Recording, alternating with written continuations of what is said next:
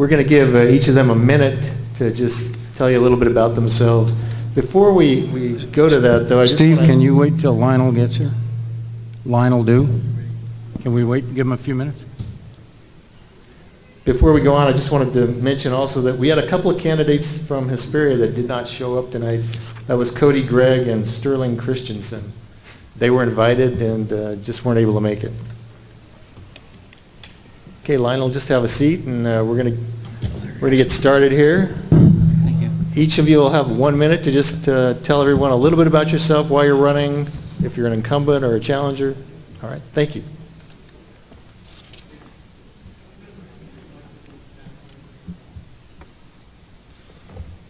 Who do you want to start?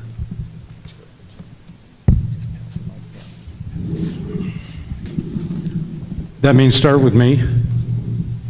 All right, I'm Jim Kennedy. I'm a current member of the Victorville City Council. I was elected in 2010. I am a certified public accountant. I've been in practice for about 40 years, offices in San Bernardino and Victorville. I've lived in Victorville since 1991 with my wife, Jeannie. We have 2 adult children and 4 grandchildren. I was born and raised in San Bernardino, graduated from high school there in 1963.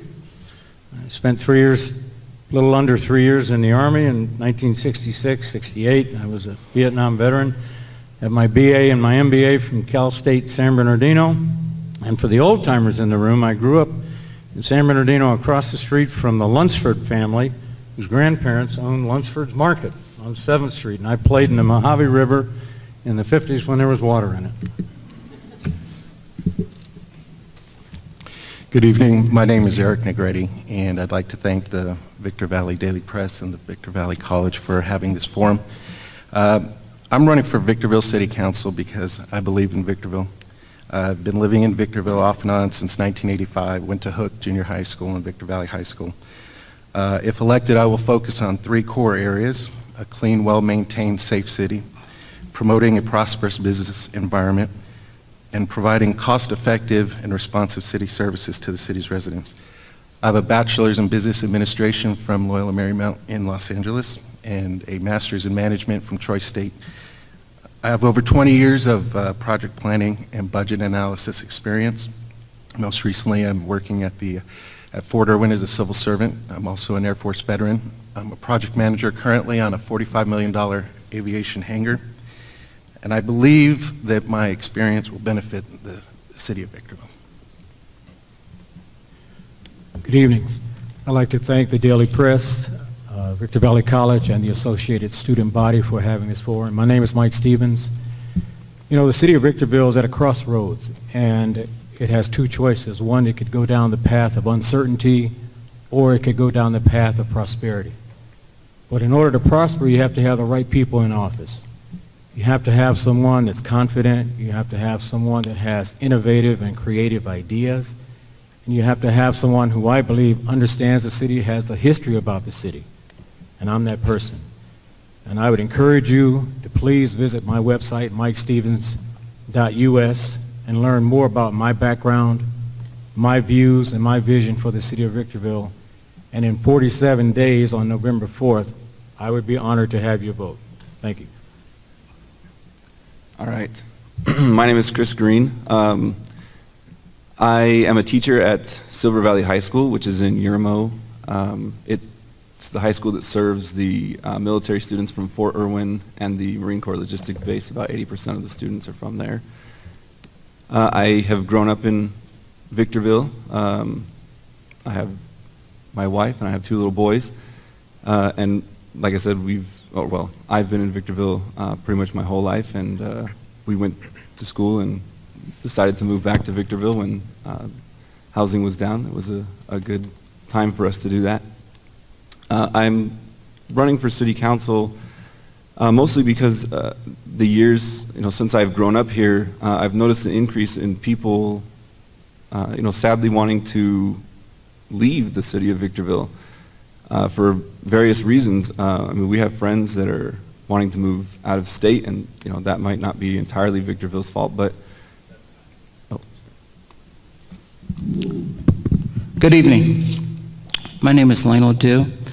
I'm a resident of Victorville. I first got here in 1976 through the Air Force and had a career. I was asked to run for the open seat for the city of Victorville, primarily because I have vast governance experience. I have governed at every level. I have served in administrations of 2 governors for the state of California. In addition, I have governed at the county level, at the state level, and also at the local level.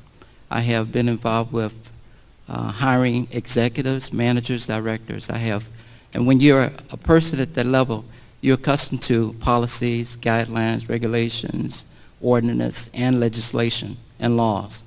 So I'm accustomed to that. I have vast experience at that, and that's what a position like this calls for. It doesn't call for me to be the city manager. We already have a competent city manager. But if we want to move forward in the correct way by doing things smartly, then we need a process, a vocal process with experience that will get us to where we need to be. Thank you.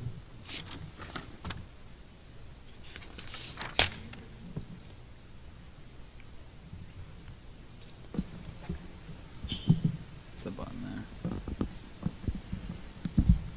there? Check, check. Okay, there we go. And yeah, I'd just like to thank everybody here for coming today. I'd like to thank the candidates for coming. Just to introduce myself, my name's Shay Johnson. I'm a reporter for the Daily Press. I cover the city of Victorville.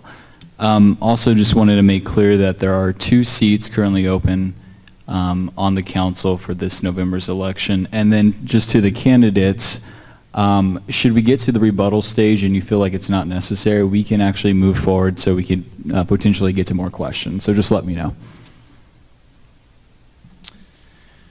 All right, so we'll start with Jim first. One of the hallmarks of the current city council will be their push to clean up the image of the city. This was spurred by a first-of-its-kind strategic planning session earlier this year. And since you're on the council currently, Jim, I'll phrase it this way. Are you guys on the right track, and how do you make Victorville more appealing to would-be residents? Make it more what? Appealing. Yeah, we held the strategic planning session early part of this year, and I think we are on the right track. Our primary concern, I think, is code enforcement, to ensure that the codes that we have in place, the ordinances we have in place, are understood by the residents and abided by. So I think that is on the right track. My idea of how to make this the most appealing city in the high desert is to commit the resources to drive the gangs out of the city of Victorville. All right, Eric, same question to you. Well, I believe cleaning up the city starts with home ownership and our residents' investment in the city. But when you're talking about what makes it appealing, you're talking about quality of life, you're talking about staying in the city, buying your car in the city, and not going down to Victoria Gardens or down the hill or to another neighboring city because they happen to have the only Buffalo Wild Wings or whatever it is. So I think there's a lot we can do to promote a prosperous business environment and provide the amenities to our residents. Okay. I think the city is doing a good job now trying to help clean up the image, but it needs to be a partnership, not just the city. People can't look to the city to fix everything and make it look better. It needs to be a partnership with the residents. It needs to be a partnership with business. It needs to be a partnership with the realtors, nonprofits, bringing everybody together to say, okay, what is it that we expect of our community? What do we want our community to look like? And then what do we have to do to make it happen? We have to have the resources in place to make sure that we can do those things. But I think what the city is doing now with respect to code enforcement is a step in the right direction. Time, We've please. got a long ways to go. Thank you.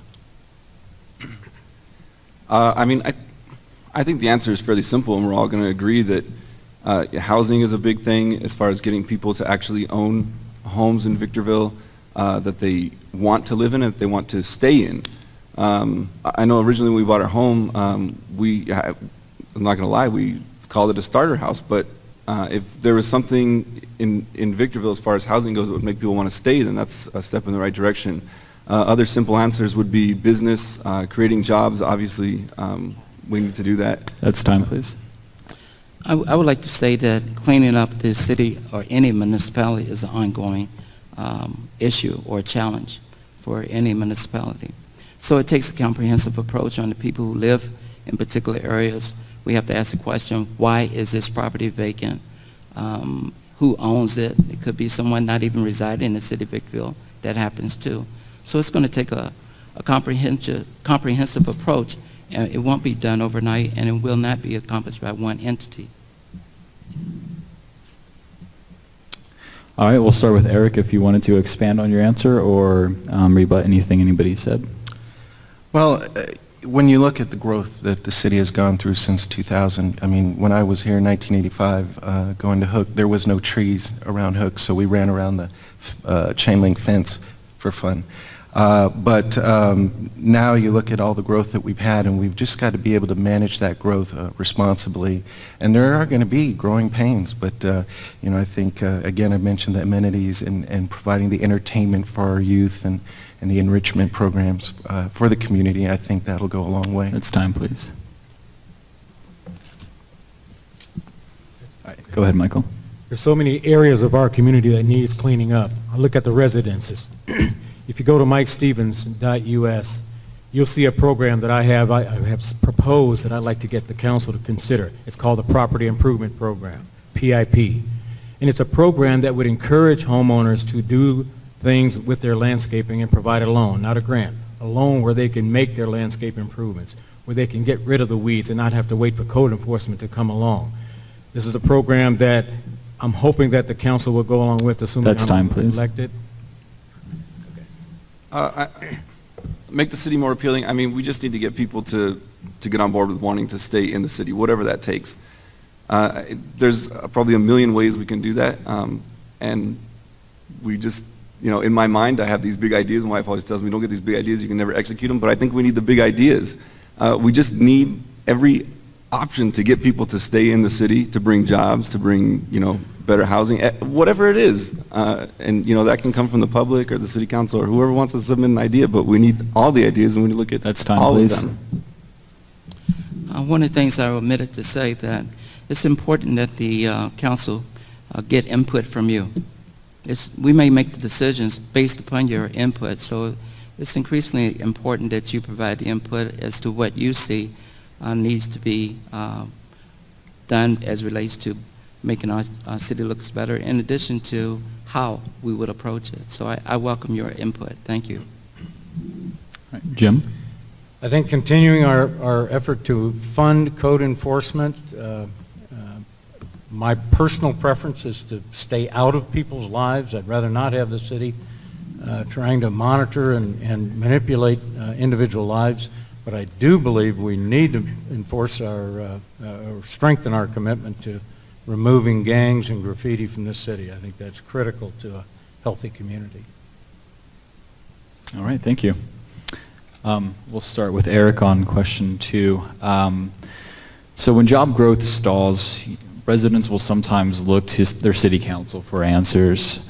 In your opinion, what is the specific role of government in job creation, and what can the council do to either promote growth or at least not block it? Job growth is something that must be courted. You must be proactive and go out and solicit businesses. They're not just going to come without us pulling them in. And you got to really sell the strengths that we have. For example, we have the SCLA airport, tremendous asset to the city. It's a very unique thing that most cities do not have. We also have some other strengths like our location, and as far as the types of businesses that we have, the types of businesses we'd like to bring, again, you have to determine that as a city. What are your values? What type of business you want? Michael, go ahead. The job growth, I think it has to be something that the city does with the business community. We have to have a balance. Try to bring in new business, but we need to make sure that we're taking care of existing businesses, because that's where the existing sales tax are, that's where the jobs are. And to the extent the city can create a business environment that's friendly, don't have unnecessary, unfair, unreasonable permits, regulations, and taxes. Create a business environment that will make people want to come to our city and do business within our city. That's our responsibility as a council. Time, please. I sat down with the city manager, and he went over a lot of different things, and one of them happened to be this campaign that the city has, a Made in Victorville campaign, which I thought was pretty interesting, and it really illuminated for me the diversity of business that we have here, which I wasn't completely aware of. And I think that's a a big step in the right direction to creating jobs is also to create diversity in the kinds of businesses that we have in Victorville. You know, we need industry, we need entertainment, we need family-oriented businesses, all different kinds of businesses. That way everyone kind of can find their place and get the job that they need. This is a good question. The largest employer in the city of Victorville is the airport. The second largest employer is Victor Valley College. And with that said, I look forward to working with all entities that want to employ our people, increase our education so that we have the most capable workforce for any entity that wants to move to the city of Victorville. That's my obligation to you, and I welcome that opportunity. Okay, Jim. After 4 years on the council, I'm absolutely convinced city government does not have a role in job development and job growth. That is a function of our economic system. The city of Victorville, for that matter, has cut their staff over the last 6 years by half. So it is not the job of the council and the city to create jobs. It's our job to create an environment that will attract businesses. But those decisions to come here are the decisions of business. Our job is to maintain as healthy a community as we can as we are today. All right. So we can go with rebuttal. We'll start this time with Michael, if you wanted to rebuttal or expand on your answer. Well, again, I just want to reemphasize that I think the city does have a role to play in terms of creating an environment that will make the businesses who are here so that they can survive and thrive. And for those businesses that are looking at considering relocating or relocating to Victorville, that we create a business-friendly environment so that they will want to come here and be able to help then create the jobs. And I think we play a critical role because if a business is considering Victorville, they're not going to go to the chamber. They're not going to come to the college. They're going to come to the city. So it's up to us to make sure that we've got all the rules in place to make it easy for them. I mean, I agree with all of these guys that, you know, obviously it's not the city's job to actually hire people for other private companies. It's their job, but it is our job to promote them and to promote their coming into Victorville. No one up here is going to say that we disagree with, you know, having jobs or that we want to abolish them, you know. So I think just, you know, whatever we can do to promote businesses coming here in order to get jobs, I think that's going to be the right answer. Lionel, go ahead. Okay, thank you. Government exists for a reason. We can't do without government. This is America. I have lived and worked around the world. I've seen a lot of things. So there's a role for government in all aspects. As relates to a council person, it's our job to develop policy and laws and regulation. We legislate, but the negotiations will be done by the council. I'd like to make a comment regarding something I heard. I've also heard people, we can do more with less. I find that to be nonsense, and here's why. Your efficiency goes down and your effectiveness goes down. All right, Jim, go ahead.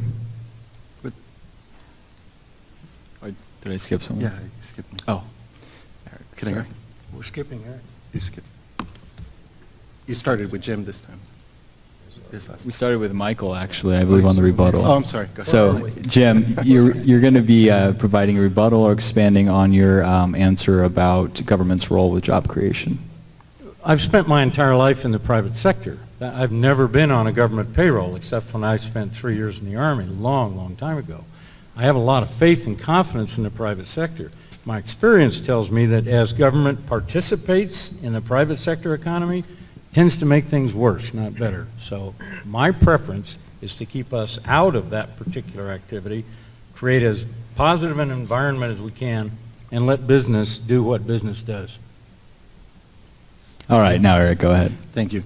2/3 of the city's general fund is dependent on sales tax revenue and property tax revenue. So as a priority for me, promoting a prosperous business environment, attracting businesses here is important, and that'll lead to job growth and more home ownership. All right, thank you. Michael, we're going to start this question for you. Red light cameras have been a hot topic with some arguing that they're unconstitutional. What's your stance on red light cameras, and would you be in favor of extending a contract with Redflex, the camera's operator, when it expires next year, which would be during your term? I would want to know what was the motivation to install the red light cameras. Was it for safety or was it to generate revenue? If it was for safety, do we have the data that supports that it has created a safer environment? If it has, yes, I would probably be in favor of keeping those cameras in place. If it was just strictly a revenue generator and get the taxpayers angry and upset, then of course not. But if it's been proven that those cameras have in fact improved safety at the intersections where they are located, absolutely, I think we ought to keep them in place. I agree. You know, if the data supports, which I don't personally believe that it does. I mean, if someone's driving drunk down the road, they don't care if there's a red light camera there. They're going to run the red light regardless. I mean, is it just a nuisance? I haven't seen any data to really support the argument that the red light camera is a benefit to anybody in the city. So I don't see why we would keep spending money on something that we don't even have relevant data to support the actions of keeping it. I think that one thing has been said that's critically important, that's safety. Safety is first and foremost. I don't have the information that a current council person has as relates to making that decision. I'm not in favor of having red lights for generating revenue. I'm opposed to that. I think there are other ways in which you can generate revenue, because that's a taxation on your citizens, our citizens, families. That's really not necessary. So that's my statement. I'm going to stand by my statement. Thank you. The red light cameras have had virtually no economic benefit to the city. That fee goes almost entirely to the state and to the red light camera provider. We do have data, and the police department has made presentations. We have reduced the number of T-bone accidents in some dangerous intersections. We've also reduced congestion in some of those major intersections. I will tell you without qualification, when that comes up for renewal, I will vote to keep the red light cameras that we have in place. That's time, please. Eric? I do not support red light cameras at all for the reasons that Jim just mentioned. They're counterproductive. The actual money that is obtained by the city is nominal for the effort that we put into it, and so I don't believe it's worthwhile. There are other ways, job growth and home ownership, to raise revenue. Thanks. Michael? Just to reiterate, again, if the data supports that it has improved safety, we've had them in place, what, 5, 6 years, I think it would probably have a negative effect if we all of a sudden just unilaterally decided, yank out all the cameras that are there now. If they're proven effective, my position remains the same. Let's keep them in place. I mean, if it came down to a vote, I would probably say, just take them down. They're stupid. I mean, that's just, they're dumb. I mean, really, what does it do? How much are we... If Jim can tell me how much money we're spending on those cameras, which I don't think is a small amount of money, geez, couldn't we just hire another police officer or something? Give me a break. Yes, I've stated my position. I think that's very clear. Thank you. All right, Jim? If we remove the red light cameras, it would almost certainly require reassigning 2, perhaps 3 officers from important, needed public safety issues to doing traffic monitoring. Yeah, but how much do they cost? What? How much do they cost? They don't cost us anything. The cameras cost us Chris, please don't nothing. interrupt. Oh, sorry. They have improved public safety. Can you prove that?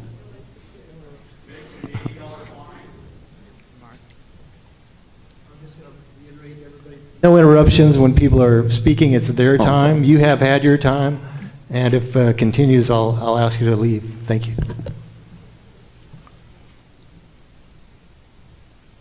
Okay. I'm sorry, I might have lost where we were.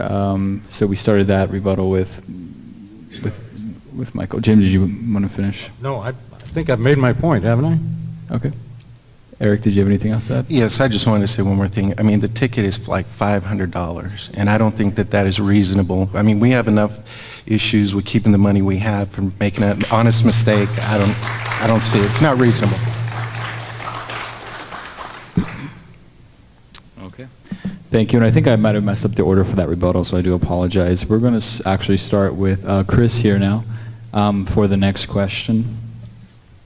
So, you know, there are some programs in place that are intended to combat homelessness here in the city. One that comes to mind, the Sheriff Department's Project Hope. It provides housing and case management services to homeless folks. What specifically needs to be done to reduce the homeless population in Victorville? Geez, I mean, I know it's an issue and it's a problem, but what can we do to reduce it? I mean, I really don't have an answer for that. I mean, we have a homeless shelter. Help families to, you know, help the people that are homeless. I have no idea, really, honestly, how to answer. How do we get rid of the homelessness problem? It's just, that's maybe too tough an issue for a city council to tackle, I think. Next time, please. Lionel, go ahead. Thank you. First of all, this is a very complicated question when we're looking for a remedy, and that's why I keep harping on or using the term comprehensive approach. Homelessness is something that you can find any place in America, in any city, any municipality. That's a truism. How we resolve it, I wouldn't know as it relates to one thing that can be done. But one of the things we have to look at too is mental illness as well. We have a number of people who are homelessness.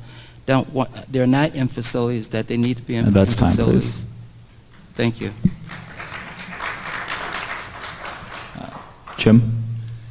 The only local government that is staffed and funded to deal with homelessness is the County of San Bernardino. City of Victorville has no funds and no authority to deal with homelessness. Nevertheless, we experience the problems. The sheriff, Sam Lucia, and through Sheriff John McMahon, our police chief, has put the Project Hope in place, and they've had significant results in getting people out of the river bottom and into acceptable, tolerable Next housing. time, please. It's been a very effective program. Eric? I support that program as well from the sheriff. You can see the homeless issue as you're driving around the freeway, but you know, there's other issues as well. Having people show up in buses from other cities or states in the high desert looking for homeless shelters or support. It's unfortunate, but I hope that with prosperous business environment, we'll be able to lift everybody up. Okay, Michael? Again, I keep using this word partnership, working together. It's not the city's responsibility, but I think we need to identify resources that are in existence in our community. And we first need to determine for the people who are homeless, do they choose to be homeless or are they homeless through no fault of their own? If it's no fault and they don't want to be homeless, let's work with those local community resources to find the resources in place that are here now to be able to direct those people to those sources so that we can hopefully improve their quality of life and get them off the street. But we first have to determine do they want to be, do they not want to be. Start with Lionel if we want to get back to the rebuttal order. Just kind of, I'm sorry, we're going to, for the rebuttal order, getting back on track, we're going to actually start with Lionel. Lionel, if you'd like to start the rebuttal or expand on your answer. I will stand by my answer. I have no rebuttal. Okay. Jim? Only to say that the HOPE program has been effective. The sheriff and the county are working on the program, and we're doing all we can to support our police department. Eric? Again, it's just an issue of compassion, and the more we can engage and get to the root causes, the better. All right, Michael. Well, the city administers its community development block grant funds, and we allocate those funds to community organizations. So there again, I think we need to identify what organizations are in place right now to deal with some form of homelessness, whether it's they need a job, they need to learn how to read, whatever that case might be. But I think use those funds to go to those local resources to help those folks in need. All right. And Chris? Yeah, I mean, I don't have I have one personal experience with someone that my family knew that was homeless, but it was his choice to be homeless. His family kept trying to take him back, and he didn't want to. So I feel bad for these people that are homeless, and I want to help, but I really don't know how to. You know, if there's ideas, you know, if I was elected and there were ideas from the public, I would entertain every idea in order to solve the problem, but I personally can't think of one that would be all-encompassing for every single person in the high desert. All right, thanks, Chris. All right, so we're going to start with Lionel. This is actually a question that you guys had heard through Hesperia and Apple Valley. I changed it slightly. It's from reader Darling Johnson, because I know it had dealt specifically with county and county cooperation, but should Victorville withdraw its stance and allow medical marijuana dispensaries here, and particularly with what you're seeing in terms of the widespread gaining acceptance of marijuana use? So is it time that Victorville does that, or do they maintain their stance? So we'll start with Lionel. Okay, thank you. Marijuana is a drug. Make no mistake about it. As relates to its medical use, there's a purpose for that, and more than purpose, there's a reason for it. As it relates to marijuana as a whole, I look at it if though we had alcohol, which was illegal. We had to think in advance how we would monitor alcohol. Eventually, it was helped by society. We do BATs. If someone is intoxicated... That's time, please. Okay. Jim? I have no personal opinion on the use of marijuana. If I did, I'd be expressing an uninformed opinion. I've never used it. I'm not even bragging. I just never have. City of Victorville decided to ban marijuana dispensaries because they were problematic and troublesome for their neighbors, for the businesses around them, and the homes. And the people operating those dispensaries did not comply with city ordinances. So they are banned from the city of Victorville, and I support that decision. Okay, Eric? I believe it's a regulation issue as well, and if the federal approach to it and the California state approach to it aren't linked up, I think it's unfair to ask the city to be a leader in this particular field. We don't need to have medical marijuana dispensary facilities like we have gas stations in every community. We'd have a proliferation all around the high desert. If they're establishing in Apple Valley, in Hesperia, then we'll tell our Victorville residents to go to those communities.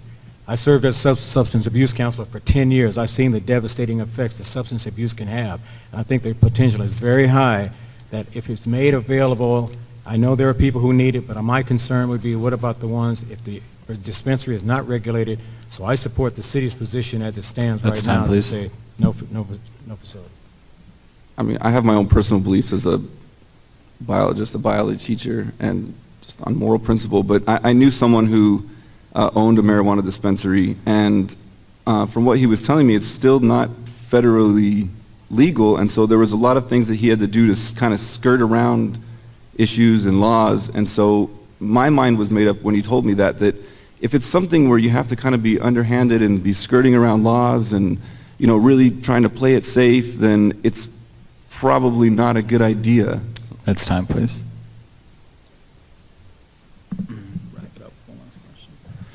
Okay, we have, unless anybody wanted to add a rebuttal, we want to go one more question. Okay, we're going to do one more question. Do we have time for rebuttal? Okay, so one more question, no rebuttal, and then you guys will have an opportunity to give your closing statements. So, I mean, there's initiatives such as Opportunity High Desert. They've, you know, cast a spotlight on inter-council collaboration. Do you subscribe to the mantra, what's good for the high desert is good for Victorville, and how can Victorville expand their relationships with neighboring cities like Apple Valley, Barstow, Hesperia, and Adelanto? And we'll start with Jim on this one. Yeah, you. I think we've had a wonderful working relationship the last 4 years that I've been on the council with all of our neighboring cities. I think the council members meet and talk informally at every opportunity. We have reinstated the mayor's group meeting. I think the city managers communicate. I'm completely in favor of the kind of cooperation that we're having between cities, and I think what is good for one is good for all. What's bad for one is bad for all, and I especially mean that with Adelanto. Nobody will have a better life because Adelanto's in trouble. Eric, go ahead. I support that High Desert initiative, and quite frankly, again, regionally, a lot of times people look at us all the same anyway. It doesn't matter what part of the High Desert you come from. So we keep up the positive collaboration. I think it's a great idea the city's working cooperatively together, but before we go out and try to attract people to come to the High Desert, we need to make darn sure that when they get here, they're not going to be so turned off by the way this community looks. So to the extent that we can bring people in, yes, but let's make darn sure we balance that approach with taking care of the local business. The people who are already here producing the sales tax and producing the jobs. But I think High Desert, Opportunity High Desert is a great idea for the communities to work together. Chris? Yeah, I mean, I agree. I think it's a great idea. No matter where people go in the High Desert, eventually they're going to end up in Victorville at the current time. I mean, if they want to buy a car, they're going to come to Victorville. If they want to go to certain businesses, they're only found in Victorville. So I do support the High Desert, this initiative that's going on. And I think it would be good, you know, for our three communities and especially for Victorville. I have no problem in having a great relationship with neighboring cities or municipalities. I have no problem with that. But I want to make it clear, I will be working for the citizens of Victorville. Victorville will be first and foremost for me. And that's a promise that I can keep. Thank you. Are we mixing up the order on closing statements? Okay. Lionel, go ahead and we're going to start with closing statements. You'll each have 1 minute to talk about whatever you want to. So Lionel, we'll start with you. Okay. First of all, let me thank the sponsors for having this event for us to share our views and answer the questions that were asked. I was asked to run for the open seat on the City Council because I have governance experience. Now, governance experience is a lot different from someone being a staff person or executive because they don't have the two things that I would have. I would be an employer along with 4 other people, and they are employees. When you're a staff person, you're involved with operations. And when you're at the level of City Council or state legislature or elsewhere, that is clearly you are legislating for on behalf of individuals. So there's a clear distinction in having a person that can actually work for you on day one. Without training, I would only need orientation. Thank you.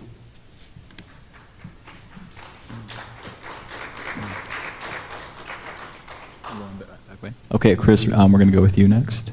Well, you want to go with me? Thanks a lot.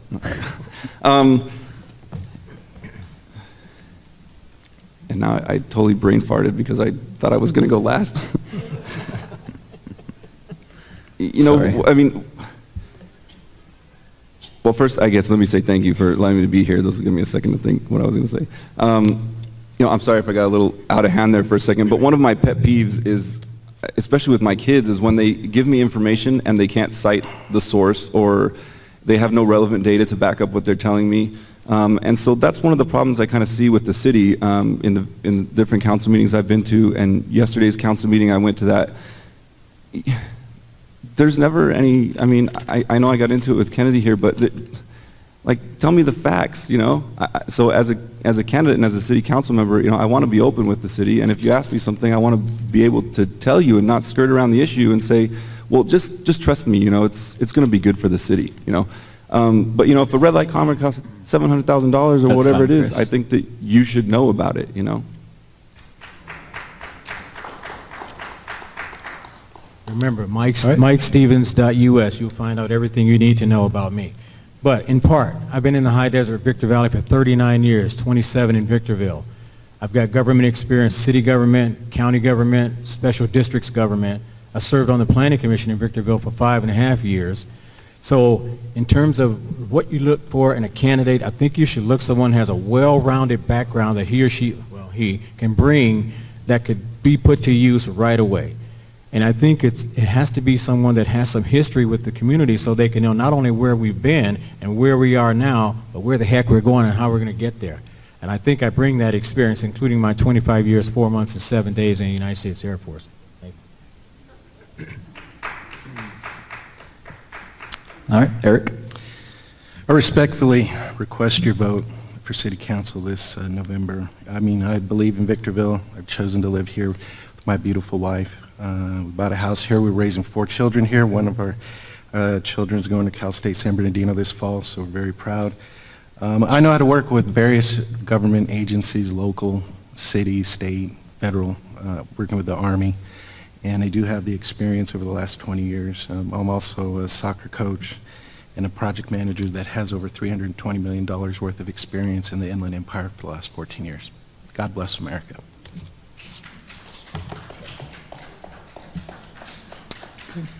When I was elected 4 years ago, the city of Victorville was faced with a $4 million budget deficit. We had $30 million in interfund borrowing that we didn't have prospect for repaying. We were faced with numerous litigation. We are now entering our third year of balanced budgets. I'd like to take all the credit for that, but I'm afraid our city manager and city staff and the entire council gets credit for that. We made an excellent arrangement with a developer at the mall that has turned that property around. We've attracted Macy's, Dick's Sporting Goods, and JCPenney did a major expansion. We collected a $54 million judgment from the courts and paid back our interfund borrowing and reduced debt. We have accomplished things that I didn't think 4 years ago were even within reach. We built an Nisqually interchange after, 30 years on the drawing boards. I'm proud of our council, and I'm proud of what we've accomplished, and I think we need time to do more, because there's a lot more to do. Thanks.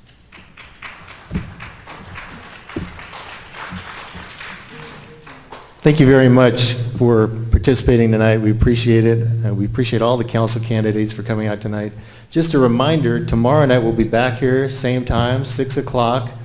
We'll be doing the 33rd Assembly candidates, just 2 of them, and then the Victor Valley College Board of Trustee candidates. So we appreciate you all coming out tonight. We thank you for reading the Daily Press, and we hope you'll come back and join us again tomorrow. Thank you.